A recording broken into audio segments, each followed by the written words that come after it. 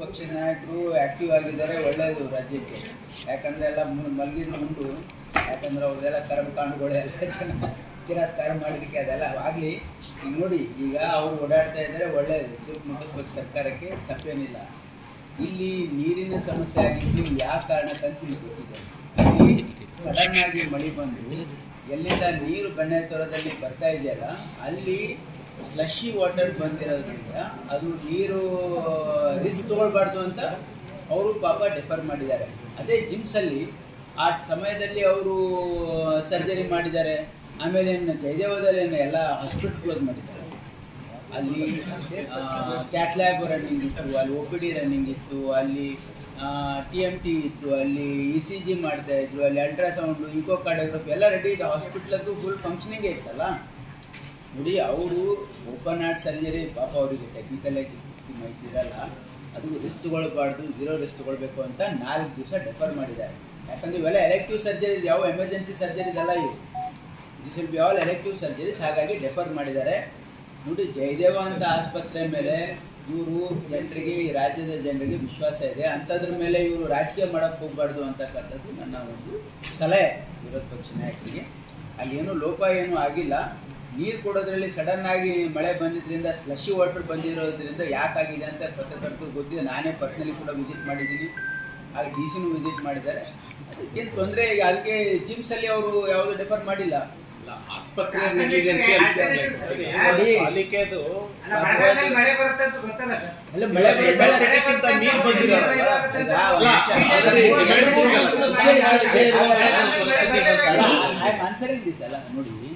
ಇದು ಒಂದು ಅನಿರೀಕ್ಷಿತ ಘಟನೆ.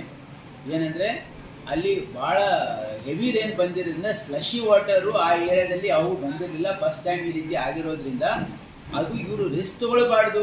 ನೀರು ಸಪ್ಲೈ ಆಗಿಲ್ಲ ಅಂತಲ್ಲ, ನೀರು ಸಪ್ಲೈ ಇತ್ತು. ಅಲ್ಲಿ ನೀರು ಸಪ್ಲೈನೇ ಇರಲಿಲ್ಲ ಅಂತಂದ್ರೆ ಆಸ್ಪತ್ರೆ ಕ್ಲೋಸ್ ಮಾಡಿದ್ದಾರೆ. ಅಲ್ಲಿ ಕ್ಯಾಟ್ ಲ್ಯಾಬ್ ನಡೀತಾ ಇತ್ತು, ಅಲ್ಲಿ ಎಲ್ಲ ರೀತಿಯಿಂದ ಪೇಷಂಟ್ ಆಗ್ತಾ ಇತ್ತು. ಬಟ್ ಇವರು, ನಾವು ಇಂಥ ಸಂದರ್ಭದಲ್ಲಿ ನಾವು ರಿಸ್ಕ್ ತಗೊಳ್ಬಾರ್ದು. ಯಾಕಂದರೆ bypass surgery is a very complicated and long procedure surgery ಅದು.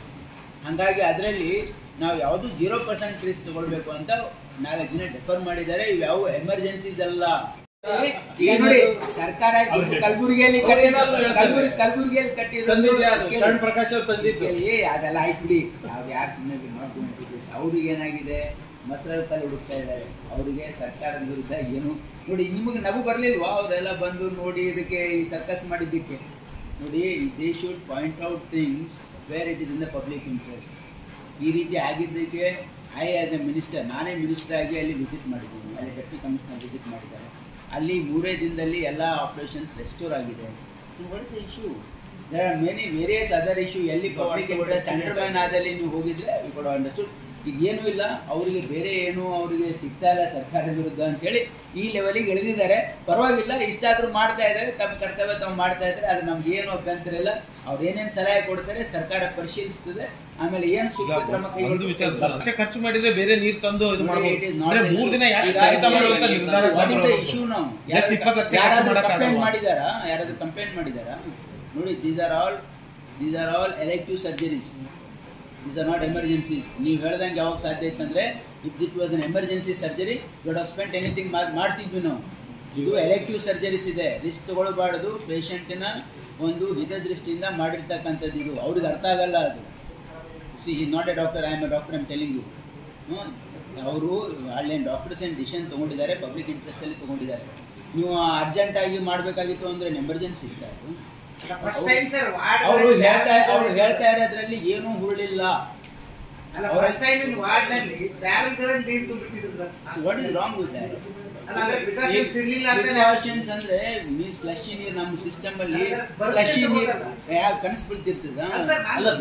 ಮಾನ್ಸೂನ್ ಈಗ ಹೇಳೋದು ಯಾವಾಗ ಸಾಧ್ಯ ಇದೆ ಅಂದ್ರೆ, ಎವ್ರಿ ಮಾನ್ಸೂನ್ ಅಲ್ಲಿ ಈಗ ಆಗ್ತಾ ಇತ್ತು. This is A special case. Over ಜಾಸ್ತಿ ಮಳೆ ಆಗಿರೋದ್ರಿಂದ, ಸ್ಲಶಿ ನೀರು ಬಂದಿರೋದ್ರಿಂದ ಯಾರು ಆಂಟಿಸಿಪೇಟ್ ಮಾಡೋಕ್ಕಾಗಲ್ಲ. ಹಾಗಾಗಿದೆ. ಅದಕ್ಕಾಗಿ ಪಾಪ ಅವರು ಬ್ಯಾರಲ್ಲೆಲ್ಲ ಇಟ್ಟಿದ್ದಾರೆ, ಸಮ್ಹೌ ಟ್ಯಾಂಕರ್ ಇಂದ ತಗೊಂಡಿದ್ದಾರೆ, ಜನರ ಸಮಸ್ಯೆ ಆಗದಂಗೆ ನೋಡ್ಕೊಂಡಿದ್ದಾರೆ. They should be happy and they should appreciate it. Instead of that ಅದಕ್ಕೆ ರಾಜಕೀಯ ಮಾಡ್ತಕ್ಕಂಥ ಅವಶ್ಯಕತೆ ಇಲ್ಲ ಅಂತ ನನ್ನ ಭಾವನೆ. ಉಪಮುಖ್ಯಮಂತ್ರಿಗಳು ಮತ್ತು ಮಧು ಬಂಗಾರಪ್ಪ ಅವರೆಲ್ಲ ಕರೆದಿದ್ದಾರೆ. CSRನಲ್ಲಿ ಒಂದು 2,000 ಕೋಟಿ ರೂಪಾಯಿಯನ್ನು ನಾವು ರೇಸ್ ಮಾಡಿ ಫಂಡ್ ರೇಸಿಂಗ್ ಥರ ಮಾಡಿ ಅದನ್ನು ಪಂಚಾಯತ್ ಅಲ್ಲಿ ಅಂದರೆ ಬೆಂಗಳೂರನ್ನೇ ಹೊರತುಪಡಿಸಿ ಎಲ್ಲೆಲ್ಲಿ ಗ್ರಾಮೀಣ ಪ್ರದೇಶದಲ್ಲಿ ಪಂಚಾಯತ್ ಮಟ್ಟದಲ್ಲಿ ಶಾಲೆ ಬಿಲ್ಡಿಂಗ್ಗಳಿವೆ ಅದಕ್ಕೆ ಮಾತ್ರ ಯೂಸ್ ಮಾಡಬೇಕು ಇನ್ಫ್ರಾಸ್ಟ್ರಕ್ಚರ್. ಸೊ ಒಂದು ಹೊಸ ಪ್ರಾಜೆಕ್ಟನ್ನು ಉಪಮುಖ್ಯಮಂತ್ರಿಗಳು ಒಂದು ಸಂಕಲ್ಪ ಇದೆ, ಅದಕ್ಕಾಗಲೇ ಮೀಟಿಂಗ್ ಆಗಿದೆ. ಸೊ ಈ ದಾನಿಗಳು ಅದು ಕಾರ್ಪೊರೇಟ್ಸ್ ಇರ್ಬೋದು, SMEs ಇರ್ಬೋದು, IT ಕಂಪ್ನಿಗಳು ಇರ್ಬೋದು, ಅಥವಾ ಇಂಡಿವಿಜುವಲ್ ಇರ್ಬೋದು, ಅಥವಾ ಹೈ ನೆಟ್ವರ್ಕ್ ಇಂಡಿವಿಜುವಲ್ಸ್ ಇರ್ಬೋದು, NRIಗಳು ಇರ್ಬೋದು, ಅವರು ಕೊಡುವಂಥ ಒಂದು ವ್ಯವಸ್ಥೆ ಮಾಡಿಕೊಂಡು ಈ ವರ್ಷದಲ್ಲಿ ಅವರು 2,000 ಕೋಟಿ ರೂಪಾಯಿಯನ್ನು ರೇಸ್ ಮಾಡಿ ಅದನ್ನು ಬರೀ ಗ್ರಾಮೀಣ ಮಟ್ಟದ ಶಾಲಾ ಕಟ್ಟಡಗಳಿಗೆ ಮಾತ್ರ, ಮತ್ತು ಅವಶ್ಯಕತೆ ಇದ್ದರೆ ಮಾನವ ಸಂಪನ್ಮೂಲ ಯಾಕಂದರೆ ಇಲ್ಲಿ ಕೊರತೆ ಭಾಳಷ್ಟು ಟೀಚರ್ಸ್ ಇರೋದ್ರಿಂದ ಅದಕ್ಕೂ ಕೂಡ ಉಪಯೋಗ ಮಾಡ್ಬೋದಾ ಅಂತ ಪರಿಶೀಲನೆ ನಡೆದಿದೆ. ಸೊ ಬಹುಶಃ ಇನ್ನೂ 1 ತಿಂಗಳು ಒಳಗಡೆ ಅದರದ್ದು ಒಂದು ನೀಲಿನಕ್ಷೆ ಕೂಡ ಆಗುತ್ತೆ. ಇದು ಮೊನ್ನೆ ಕ್ಯಾಬಿನೆಟ್ನಲ್ಲಿ ಕೂಡ ನಾವು ಚರ್ಚೆ ಮಾಡಿದ್ದೀವಿ, ಕಲಬುರಗಿ, ಹುಬ್ಬಳ್ಳಿ ಮತ್ತು ಬೆಳಗಾವಿ ಇರಿದ್ದು.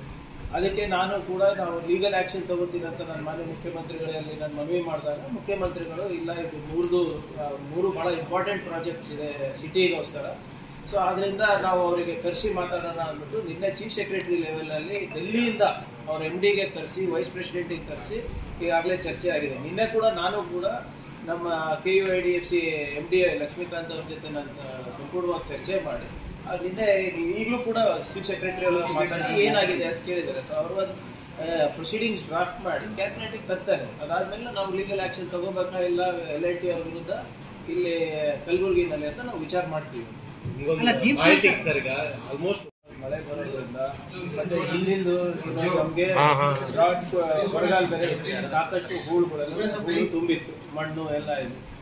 ಏಕಾಏಕಿ ಎಷ್ಟೊಂದು ನೀರು ಬರೋದ್ರಿಂದ ಎಲ್ಲಾನು ಫ್ಲಶ್ ಔಟ್ ಆಗಿರೋದು. ಆ ನಮ್ಮ ಏನು ಯೂನಿಟ್ ಇದೆ ಅದಕ್ಕೆ ಕ್ಲೀನಿಂಗ್ ಮಾಡೋಕ್ಕಿಂತ ಕೆಪಾಸಿಟಿಗಿಂತ ಜಾಸ್ತಿ ಫಸ್ಟ್ ಟೈಮು ಇಷ್ಟೊಂದು ನೀರು ಬಂದಿದೆ. ಈಗ ನಾವು ನೋಡಿದ್ರೆ ವಿಡಿಯೋ ಎಲ್ಲ ಹೇಗೆ ಸಪ್ಲೈ ಪ್ರಾಬ್ಲಮ್ ಇರಲಿಲ್ಲ, problem was with the quality of the water. ಅದು ನೀವು ವಿಡಿಯೋ ನೋಡಿದ್ರೆ ಮಣ್ಣೀರೇ ಹೊರಗೆ ಬರ್ತದೆ, ಎಲ್ಲ ಮಣ್ಣು ಆಚೆ ಬರ್ತಾ ಇರೋದು.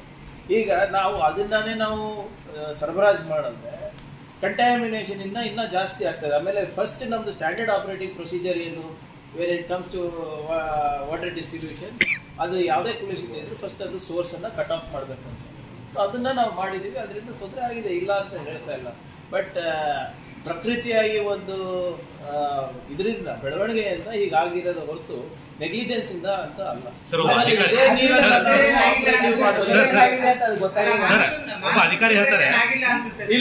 ನೋಡಿ, ಮಾನ್ಸೂನ್ ಪ್ರಿಪರೇಷನ್ ಆಗಿದೆ, ಆದ್ರೆ ಇಷ್ಟು ದೊಡ್ಡ ಪ್ರಮಾಣದಲ್ಲಿ ಈಗ ನಮ್ದು ಒಂದು ಎಕ್ಸಾಂಪಲ್ ಒಂದು 100 mld ಕೆಪಾಸಿಟಿ ಇದೆ ಅಂತ ಹೇಳ್ಕೊ. ಈಗ 110, 120 ಬಂದಾಗ ಇದು ಆಗದ್ ಸಹಜ. ಯಾವತ್ತು ಕೂಡ ನಾವು ಇಷ್ಟು ನೋಡಿರ್ಲಿಲ್ಲ. ಸೊ ಇದು ಒನ್ ಆಫ್ ಇನ್ಸ್ಟೆನ್ಸಸ್ ಅಂತ ನಾವು ಭಾವಿಸ್ತಾ ಇದ್ದೀವಿ. ಇವತ್ತು ಕೂಡ ನಾವು ಮಾನ್ಸೂನ್ ಪ್ರಿಪೇರ್ನೆಸ್ ಬಗ್ಗೆ ನಾವು ಮೀಟಿಂಗ್ ಮಾಡ್ತಾ ಇದ್ದೀವಿ. ಆಮೇಲೆ ಏನೋ ಕನ್ಫ್ಯೂಷನ್ ಆಗಿದೆ, ಅದು ಸೆಟ್ರೇಟ್ ಮಾಡ್ತೀವಿ. ಅಲ್ಲಲ್ಲ, ಶಾಸಕರ ಇಲ್ಲಿ ಕೇಳಿ, ಅಕ್ಷರಾವಿಷ್ಕಾರಲ್ಲೂ ಕೂಡ ಇವರು ಡಿಪಾರ್ಟ್ಮೆಂಟ್ ಅವ್ರು ಏನೋ ಪ್ಲ್ಯಾನ್ ಮಾಡಿದ್ದಾರೆ. ಬಟ್ ಅಲ್ಲಿ ಸಂಬಂಧಪಟ್ಟ ಶಾಸಕರ ಅಭಿಪ್ರಾಯ ತೆಗೆದುಕೊಂಡೇ ಮಾಡಬೇಕು ಅಂತಕ್ಕಂಥದ್ದು ಇದೆ ಗೈಡ್ಲೈನ್ಸಲ್ಲಿ. ಅದೇನೋ ಮಿಸ್ಕಮ್ಯುನಿಕೇಷನ್ ಆಗಿದೆ ನೋಡಪ್ಪ. ರಾಜಕೀಯ ಪ್ರಶ್ನೆ ಕೇಳಿದ್ರೆ ಬೇಡ, ನೀವೇನಾದರೂ ಇಲ್ಲ, ಮುಂಚೆ ಕೂಡ ಇದ್ರ ಬಗ್ಗೆ ಎಲ್ಲ ಹೇಳಿದ್ದೇವೆ. ಎಲ್ಲರಿಗೂ ಹೈಕಮಾಂಡ್ ಡೈರೆಕ್ಷನ್ ಸ್ವತಂತ್ರ ಇದೆ. ಏನಾದ್ರೂ ಅವರ ವೈಯಕ್ತಿಕ ಅಭಿಪ್ರಾಯಗಳಿದ್ರೆ ಹೈಕಮಾಂಡ್ ಹತ್ರ ಹೋಗಿ ಹೇಳಿ, ಯಾರು ಅದಕ್ಕೆ ತಕರಾರಿಲ್ಲ. ಪಕ್ಷದ ವೇದಿಕೆ, ಅದು ಪಕ್ಷದ ವೇದಿಕೆ ಇರ್ತದೆ, ಯಾರ ಹತ್ರ ಹೇಳ್ಬೇಕು ಹೇಳಿದ್ರೆ ಆಯ್ತು ಅಷ್ಟೇ. ನಾವ್ಯಾರು ಅಸ್ತ್ರ